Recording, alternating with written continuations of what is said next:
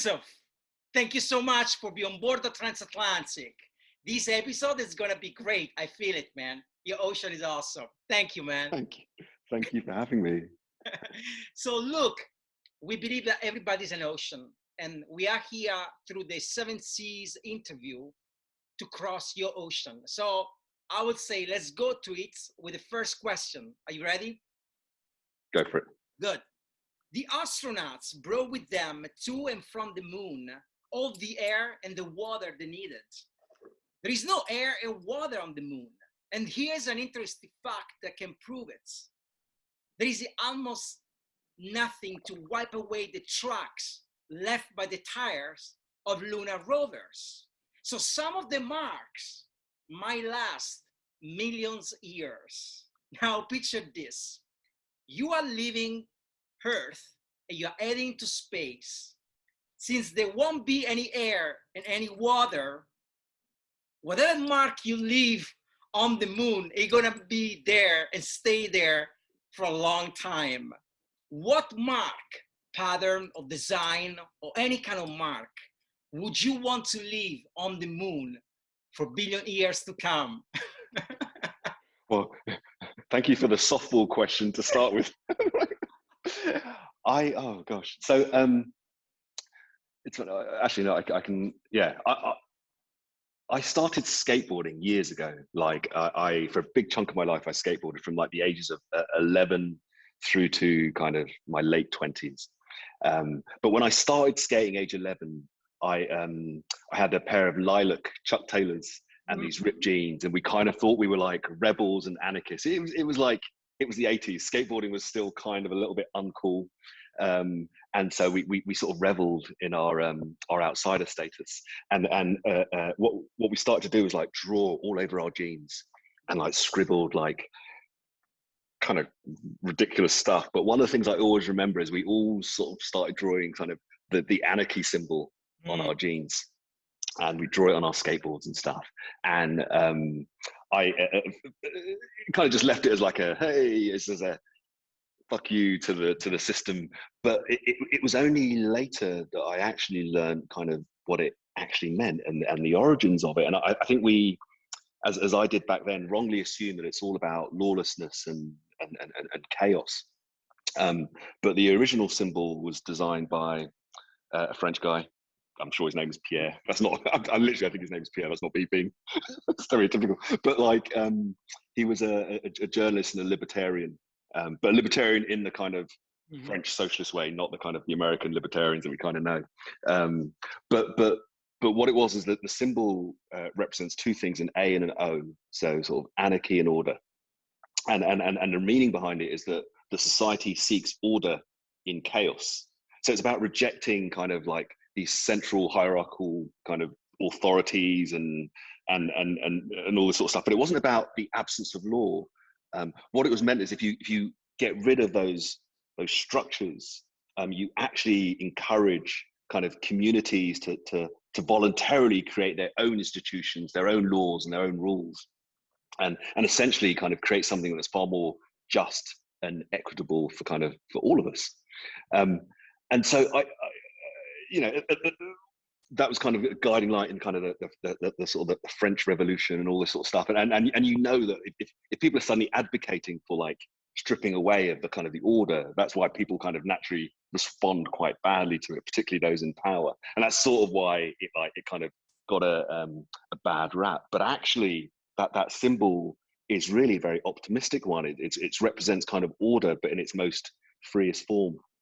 And so I kind of have always kind of liked that idea of stripping away some of the existing power structures and really creating something new. And so I guess if we could do it on the moon, why not start again?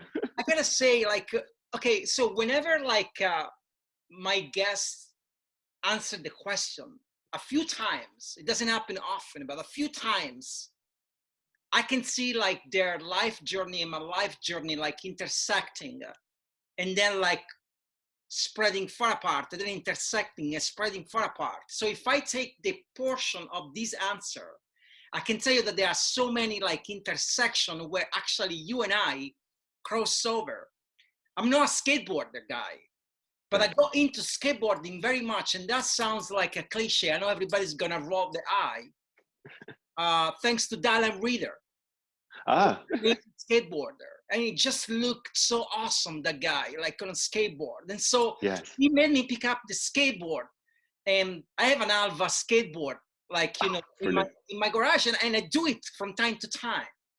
And the anarchy sign, I grew up like in Italy, but I grew up in the generation of the Clash and the Sex Pistols, like celebrating that kind of like the punk movements. I got the entail of the punk movements. I was born in 1973, but the 80s were very much London was. I mean, we would travel to London, influenced by the same things, right? And I remember that logo will always be like on our backpack, on our shirts. Yes. So it's so interesting to see how there is a saying that goes that the very first 10 minutes of any conversation between two human beings, the things are told are the most important things in someone's life. Now I know that this conversation is being directed by me, so it's not very spontaneous because you're answering questions, but I do like to believe that these are very important things in your life. So absolutely. Oh no. I mean, I could talk about skating and its influence for forever, because it was anyone that skates know that you sort of like, you look at the world differently. You look at your urban surroundings differently, and how you can take things and utilize them in a different way. And so it's a big part of kind of what pulled with me to adulthood. Okay, second question. Ice evaporates even in cold darkness. Just look at cubes at your freezer ice tray, and after you come back for a long vacation, they will be much smaller than when you last opened the fridge. But if the ice is well mixed with solid particles, it can survive for actually millions of years. Now, the same happened to creativity. I apply this analogy to creativity. You put creativity in a freezer, eventually it's gonna evaporate if you don't mix creativity with anything. But if you mix it with the right things, it probably can last for a long time. So my question for you is, what would you mix creativity with to have it last longer? Oh gosh, okay, so it's another hard one. Okay, so first of all, I have no idea about the science behind that, so I'm going to take it that what you've just told me is absolutely correct about the particles. Yeah, no, it is correct. all these facts are correct. That's fine. I'll take that. But I think I don't know. And maybe I'll answer it slightly differently, in that like I'm not. I really couldn't even begin to think about enduring creativity, but I more because I always think that the first thing is just creativity in itself, and kind of the best creativity, which I still think does need to be mixed with something. So if I answer in that context, maybe, but like, it's interesting. You earlier talked about kind of anarchy and order, and how the two come together, and I think there is something also true about creativity and how we mix it. And when I talk creativity, I'm sort of talking commercial creativity, obviously our business. But I guess before coming into the business, or whenever I talk to kind of outsiders, they always think of creativity as this kind of free form thing. Mm-hmm. It's like it's unshackled, it's free thinking, it's kind of just blank sheet of paper, all that sort of stuff. But I think the reality behind the best forms of creativity are they're actually sort of just simply brilliant ingenuity. And what that means is that that creativity comes from limitations and constraints. Like it's not the kind of like, hey, go crazy. It's like, no, actually, there are some real limitations to this and real constraints to this. And so our sparks aren't kind of the what if questions, they're the how can questions. They're the things that kind of go, shit, we've got all these things that we kind of have to tick off and work around and manage for. And then like, how do we do that? And that's where I find kind of the best creativity kind of manifests from. Let me write off that question with one sub question. I'm gonna have a footnote question. I'm gonna give you two choices. You can mix creativity with pain, or you can mix creativity with joy. Which one of the two you think is gonna last longer? If you mix it with pain or mix it with joy?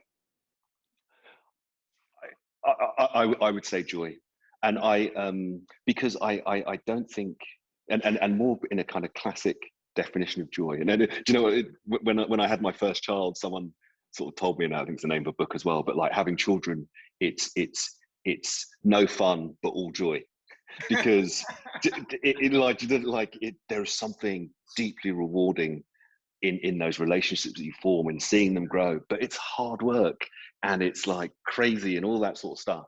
And I think that there is a truth to that in creativity. There is a deeper joy that comes from it. It's why we, people in our business kind of dedicate like so much time and effort to it, but like, because there is a reward in that.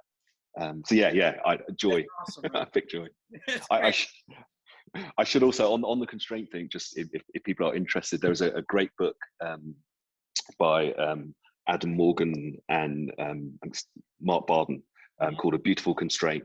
But they explore this idea of kind of constraint and creativity, which is, if people are interested, it's definitely worth a read.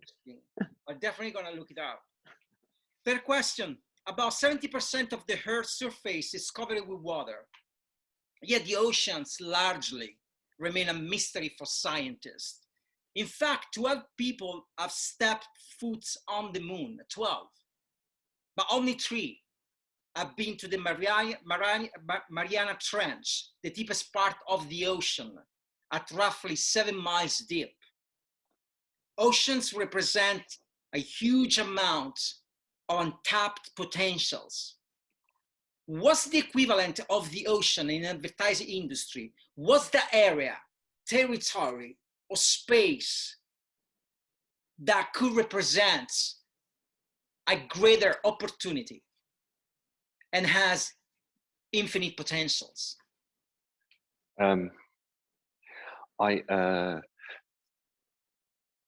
So again, I might start in a strange place. I was watching dressage in the Olympics recently.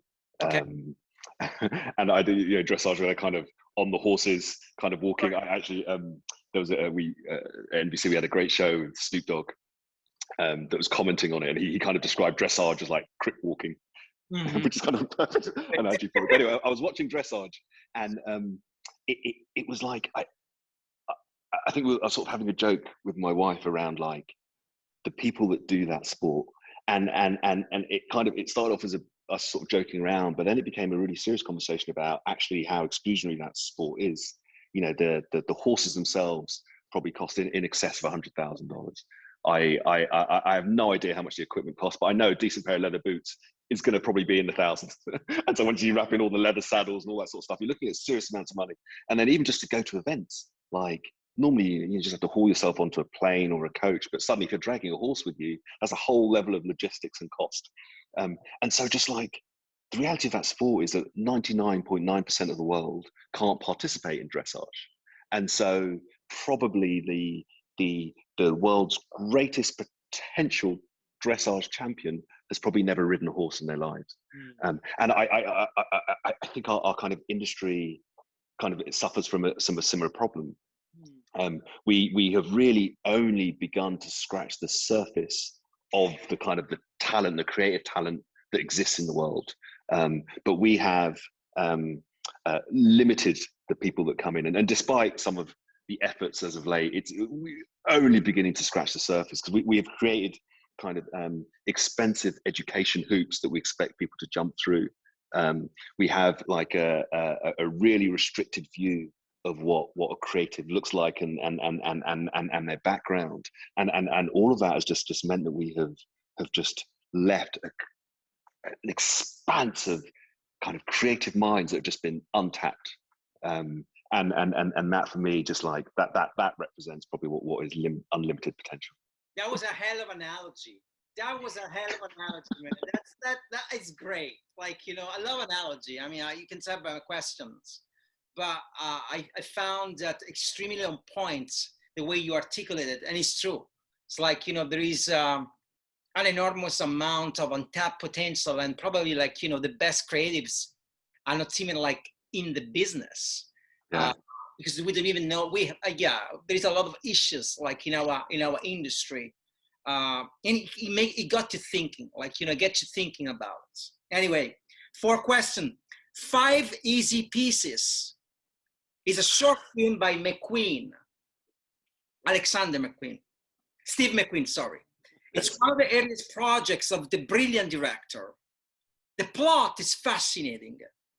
In the film, we follow a woman across a tightrope. Now, Steve McQueen has stated that he finds a tightrope to be the perfect image of a combination of vulnerability and strength. I tend to agree with this image. I assume, and I can't say for certain because I never walk on a tightrope, that when you walk on a tightrope, what's underneath look like seamless, homogeneous, like a ocean. Now, the crossing is what makes you vulnerable. I want to bring this image into your career. And I want to ask you like a very simple question, very straightforward. Has you ever felt like you were walking on a tightrope? And how often have you experienced vulnerability and strength at the same time in a professional life? Oh, firstly, I'm a big fan of Steve. In fact, I'm channeling my Steve McQueen today with the glasses. Big fan. Who is not big fan? I mean, the guy is it's amazing, dude. It's unbelievable. And some of his, I mean, his work has always, I think he's, some of the themes underpinning his work, I think, are just all I've always found interesting. And I think certainly, and you know, I'm far from an art critic, but like it's so interesting that I come to believe that everybody with the last name McQueen must be something amazing. Genius. We have 2 Steve McQueen. We have the designer Alexander McQueen. It was another great. I don't know, man. It's like, yeah. No, it's funny, but like, no, it's good. I think, and interestingly, a lot of his work kind of touches kind of like race and sexuality, and I think probably for me that the tightrope probably has been around race for me, and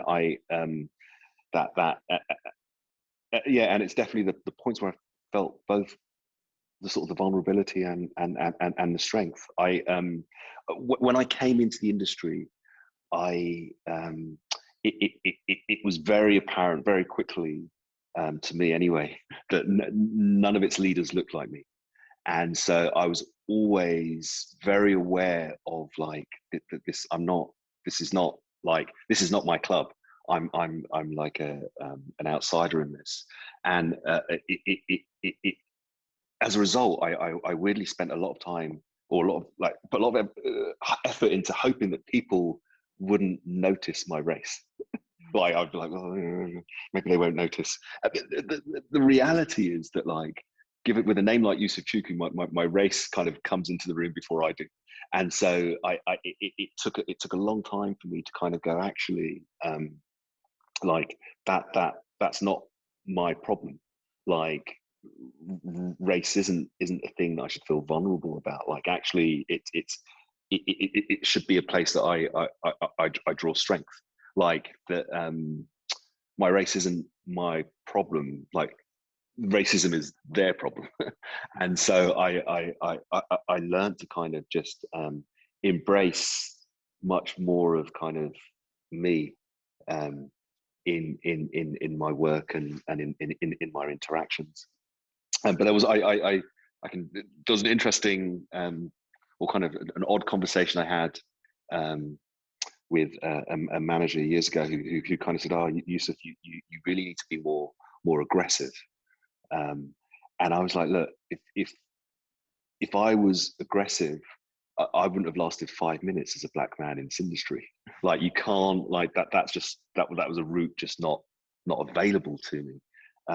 And so I've always had to find at different ways to sort of bring me into kind of my work and my interactions, but always sort of treading this fine line. You know, people were very conscious. People were looking out for you to fail, or at least to conform to their stereotypes. And so it was always kind of a difficult and challenging balancing act. You know, when I pinned down the question about walking on a tightrope and like 5 easy pieces, like from Steve McQueen, I actually try to imagine your answer. I try to somehow, like, you know, to use your, like, you know, background and your, like, you know, your professional life to answer my question. I do that often, like, you know, when I write down a question. And I thought, like, for a moment, I was like, oh, who knows? Maybe he's gonna go there, or maybe he's not, like, you know. But I could never, like, predict, like, such a wonderful, like, articulation of, like, you know, vulnerability and strength at the same time. But man, I only have to say, like, you know, your brilliant mind comes first. So, it's like, you know, it doesn't really matter at the end. Thank you. Okay, man. 5th question. All right. List published on the internet about the top 10 strategic masters of all time. And I'm talking to a strategy guy here. So it's a very curious list, and certainly give me something to think, because check this out. Number 1 at the top of the list is Genghis Khan, or Genghis Khan. I don't know what's the correct pronunciation. I mean, the guy who conquered more than twice as much as any other man in history. At the bottom of the list, number 10, is Jeff Bezos. The guy who conquered, like, you know, every single, like, category through Amazon. Now, there is more than an ocean that divide them. Yes, somehow it's undeniable to think that these 2 men, Genghis Khan and Jeff Bezos, have made some important conquer in their lifetime. Now, if you were to pick a strategic master to put right in the middle between Genghis Khan and Jeff Bezos to balance this, like, very weird list, what would the person be? Oh my goodness. All right. I'm not even going to try, because I thought somehow finding someone that sits between the two is like a weird. It's such a strange continuum. Strange. I like the question. And so it's interesting. I haven't seen the list, and but I'm guessing it's mostly made up of men, if not all men. I don't know. I might be right or wrong. I think it is. And it's funny because it's one of the lists that, like, you know, I don't even know, like, how important is the list, but, like, you know, I Googled, when I was researching for the question, I Googled, like, you know, the top 10 strategy of all time. And this list come up, and what really got my eyes, it was like, how can you put, like, Genghis Khan on the 1st and Jeff Bezos on the 10th? Like, but that says something to me, the way, like, our life has evolved, and our concept of conquer has evolved. Veni Vidi Vici, it doesn't have the same meaning anymore, like, you know, it used to be. So I don't know. I thought, like, it'd be interesting. No, and I think it's you know, the strategist in me immediately kind of leaps to interesting criteria for strategic minds, because you're right that the theme is of conquering, and so I guess if I was to put someone on the list, I kind of wouldn't even want to use 2 men as a marker. So I'm going to pick a woman. That's awesome. As one of the greatest. In fact, I'm going to pick a Black woman as one of the greatest strategists. So you know, just recently, Roberto Benigni, the director and actor, was awarded, like, the Lion in Venice for his, like, movie career. And he had a speech, and during the speech, like, you know, the acceptance speech, he mentioned, like, Nicoletta Braschi, is, like, you know, his wife. But he says something, he quoted, like, Groucho Marx, and he say, Groucho Marx say that men are just women that didn't make it. I love it. That's Meaning good. like there is so much more that goes into a woman. We as men, with very basic, with less layerage, and mistakenly we took too much space. Definitely, man. Not because I have girls, but I definitely puts like a woman in the middle of the list. It's exactly, and I think certainly in terms of like, because it's a lot of it's just, you know, around. I see I used to be obsessed about like who writes history, and therefore what we know of ourselves, and is dominated by kind of who's kind of capturing those, and so if I'd probably add Harriet Tubman, and it's interesting because like actually I don't know a great deal about her, and you know there are reasons for that, but what I do know is that she did lead kind of countless rescue missions on sort of the Underground Railroad,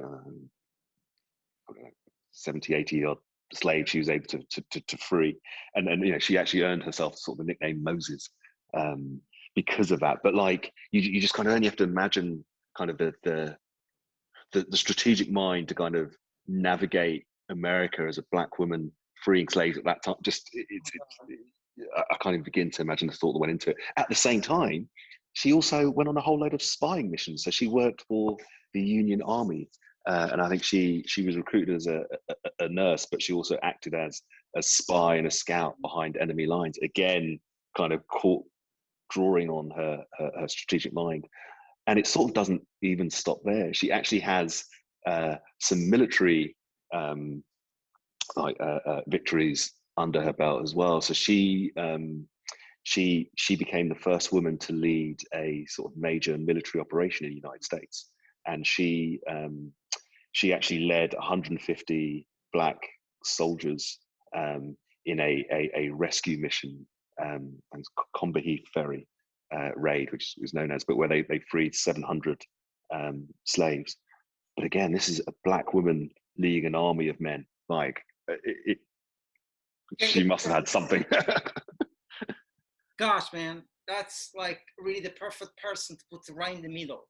It would obliterate both of them. Okay, look, this question. The word has persisted many along here, having once been set, going the appropriate motion. From this, everything else follows. These words are attributed to Lucretius. First time I read this sentence, I thought the word momentum. Momentum is everywhere in life. Momentum is also one of the main ocean dynamics. There is like vertical momentum, there is like angular momentum. To get momentum, however, is one of the toughest things to do in life and in this business. Some of us try to get momentum, but they never succeed. So now imagine like someone tomorrow gonna start trying to break through the industry, a young creative or a young strategy. What would you be your advice to this person for him or her to get momentum in this industry?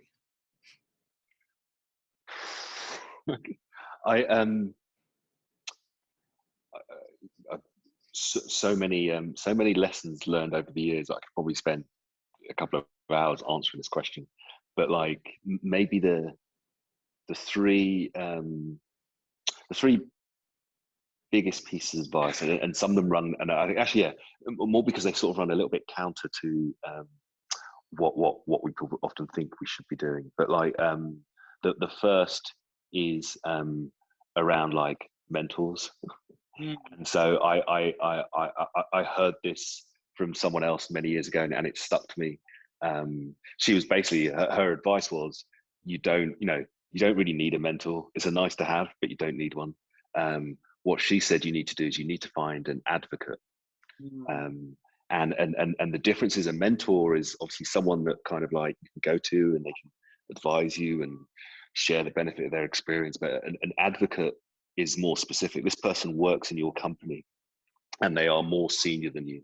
And the reason she said it was so important is that every decision about your career is made when you're not in the room. And those are decisions about whether you're going to be promoted, and those are decisions about whether you're going to be fired. They're all made without you being present. And so the only person speaking on your behalf is your advocate. And so you need to find that advocate and nurture that relationship, because you need them to speak up for you. It's like I'm always like for young people, I'm like, just find that person in your organization and nurture that relationship. This is the reason why I created Transatlantic.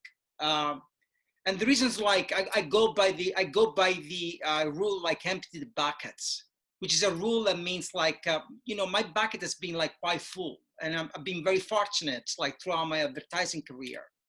So for me, it's time like to trying to give back to the young people, because when I was young, like in Italy, trying to break through like an international career, I had nothing. I had nothing to hang on.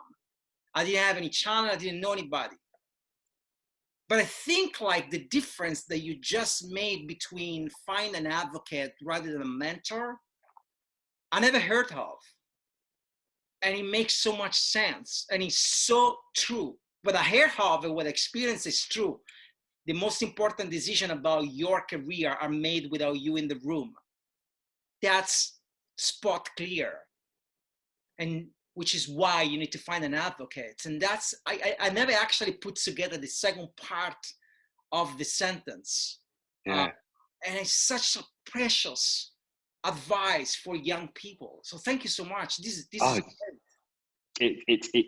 I had the same, when I heard it the first time, I was like, of course, like it makes a lot, but I'd never heard, I was shocked that I hadn't heard it before, and it was just, yeah, such a nugget. It's the other bit actually, and it came from the same woman, and I must go back and find out her name, because I need to credit her with some of this.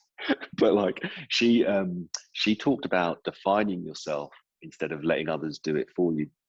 And what was fascinating is she was talking to, I was at an ad agency at the time, so she was talking to all of us as advertising and branding experts, and she came from the banking world. But what she described to us was essentially like your own personal ad campaign. Mm-hmm. And so she was like, her example was, I wanted people to think that I was smart and detail orientated, like really my attention to detail. And she goes, but I'm not. But I just told everyone I was. So every time someone asked me to do something or check something, she would be like, you know, I'm going to like get into it. I'm going to point out all the little mistakes because I'm detail orientated. And she's like, I just kept saying it. And then people started responding it back. And people kept saying, oh, I know you're detail orientated, so go easy on this. But like, she was like, it was for her to learn that she was like, she could tell people what to think of her. And we do it every day. We tell people what to think about brands. And we always know that you tell them enough, they'll start repeating it. But it's true for ourselves. That's amazing. The perception is everything there. Exactly. Okay, good. I've got one more. I've got one last one. Yeah, one last question. One last. Focus on your strengths, like not on your weaknesses. Don't waste time trying to improve the stuff that you're not great at. Like, you are going to get rewarded and promoted based on doing amazing things. So just focus on the stuff that you're good at, because you can become amazing at that, not the other stuff. I love that. And I think that it seems like quite easy to put in products, but it's actually hard, because I think like as human beings, like our nature, it's more prone to focus on like weakness than strength, right? And we are actually more prone to lean towards sadness than joy. Yeah. Like as a human beings, we are wired like that way. So it's always like a very good reminder of like truly like build off on your strength, and like, you know, maybe sometimes like in your lifetime you want to have like the either the time or like it's not even worth it to address some of your weakness. Just focus on the strength. That's a great reminder. So look, this is the last question, and it's the question I ask to every single guest that come on board on Transatlantic. If there was a wind that blow your sail and you had to name it, what would the name be?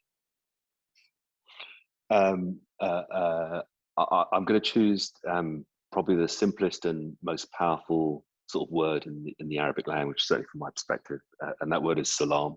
Salam. And it means peace. And you know, if you're greeting someone and you want to convey respect, you would use it. But importantly, it's also a way of expressing good intentions. And in our industry, you hear a lot of people kind of go, assume good intent. I'm like, actually, it's on you to demonstrate your good intentions and through your actions. So it's what I try to bring to every interaction that I have. And so it's salam. Interestingly, it's also a way of wishing someone well at the end of a conversation. And so I find it a great word. Like, I'm gonna tell you something. That this is scary serendipity, but I don't want to move the computer right now. But I think like a month ago, my neighbor has like a flagpole, and he put this flag with the word peace written on it. And every morning and every night when I look up at the flag, blowing the wind, there is this word blowing the wind. Wow. This is wow. I tell you, man, it's like, I don't wanna move the computer, but trust me on this. Like, trust me on every fact that I wrote on the question. That's amazing. Close to me a flag carrying the word peace blowing the wind. Anyway, look, man, thank you so much for your time. It was amazing to have you on board. I wish you only the best and like great stuff for your career. Thank you. I really enjoyed the conversation. So thank you for that. Thank you, man. Thank you.